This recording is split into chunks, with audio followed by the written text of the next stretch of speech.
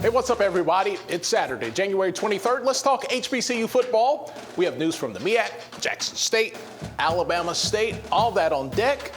Starting the MEAC, the conference has updated its spring football schedule because, as we told you a couple of days ago, North Carolina Central University joined FAMU and Bethune-Cookman as schools that were opting out of the 2021 spring football season.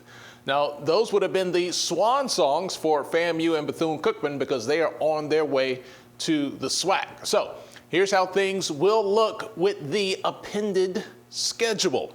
All right, we're going to kick off Saturday, February 20th. Amended is the word. I know you caught that. Delaware State at Morgan State, Norfolk State at South Carolina State. These times are to be announced, okay, for all of these games. On the 27th, we'll have Morgan State at Howard, South Carolina State at North Carolina A&T.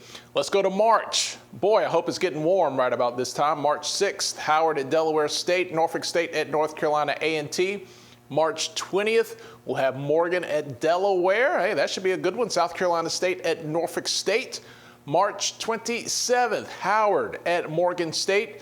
And we got a Battle of the Carolinas here. North Carolina A&T will be at South Carolina State. That one's usually pretty good. Saturday, April 3rd, Delaware State at Howard, North Carolina A&T at Norfolk State. And then we'll have the MEAC Championship, time to be announced here as well. That game's on Saturday, April 17th. At least it's scheduled to be that way. All right, let's jump over to the SWAC. Earlier this month, we told you about Jackson State flipping four-star wide receiver Trevonte Rucker from the University of Florida to Jackson State, of course. Now, we are learning more about exactly what went down with that decision, and it's pretty interesting stuff. Now, Rucker spoke to the Miami Herald recently. It was actually last weekend. He was in Miami for the Florida versus Georgia High School All-Star game. Let's give you some more context here as well. So Rucker commits to Florida during his sophomore year because he was that good. But when it came time to sign his national letter of intent, he did not pull the trigger because he had it in his mind that he wanted to play for Dion Sanders. So he calls up Coach Sanders at Jackson State. Coach Sanders calls him back. A quick and easy conversation there. An offer was made. When you're looking for dogs and a dog calls you, you throw a bone. Now, Rucker was a bit worried, though, about what his mother might have to say before making this call. But it turned out that was a quick and easy conversation with mom as well. All right, with that context, let's go to the quote from the Miami Herald story. It says, "My mama really wanted me to go there, so it was a blessing. She had a vision saying I need to go there." It gets real authentic here, but she ain't never told me that. So when we sat down to talk about it, it just fell right into place. So how about that? Everyone wanted the same thing all along. They just had to talk about it. They got to the same place. So let's fast forward a little bit, put these dots together. Dion Sanders and his Instagram account on Saturday, not talking about anyone in particular, but he did post, "They're knocking and I'm letting them in. HBCUs, let's do it like it hadn't been done before."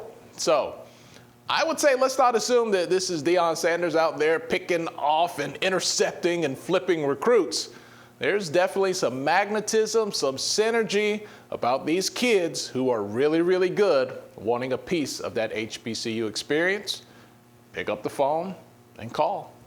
Let's credit David Wilson. He was the author, a really good piece there in the Miami Herald. We'll put the full description and link to the article in the description. All right, let's get my words right. News breaking from Alabama State on Saturday. Head coach Donald Hill-Ely, he's going to miss the start of the preseason camp, which begins on January 29th because Coach Ely had a positive COVID-19 test coming back from the holiday break. So now he's following the university's isolation protocols. But it should be noted that Ely didn't have any physical contact yet with his players or staff since returning from the break. So that's some good news there when you start thinking about contact tracing and the potential of spread. Director of Football Operations Joe Wright, he's going to handle all of the off-the-field operations for the start of camp. And then Benton Harold, he's going to serve as the acting coach on the field. So that's what's happening out in these HBCU streets. Always a good time talking HBCU football. Let's do it again in the week to come, all right? Anything you got to say, let us know. Leave it in the comments. You guys always have something interesting going on. We love to read it, and thank you so much for your interaction. All right, in Atlanta for HBCU Game Day, I'm Tali Carr. We'll see you guys later.